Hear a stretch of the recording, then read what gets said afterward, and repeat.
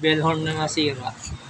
Nabali yung kanyang yung metal spring asirado.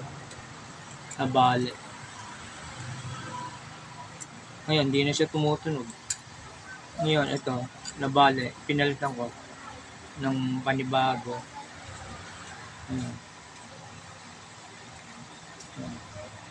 Lagyan ko ng langis para yung niya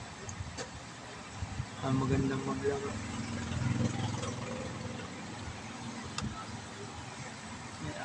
Ayan. Lagyan ko na. Ayun yung portion na nabala ito. Tapos lalagyan ko muna pala ng lock. May lock yan akong tinanggal eh. Ayan. Nabali yung metal spring niya. Ayan. Tapos para hindi gumalaw at matanggal yung lever, kailangan ibalik mo yung lock. Ito yung lock na. Ayan.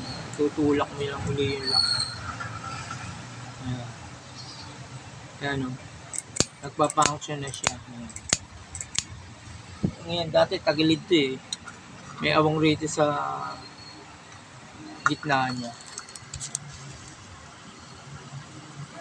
Ayan.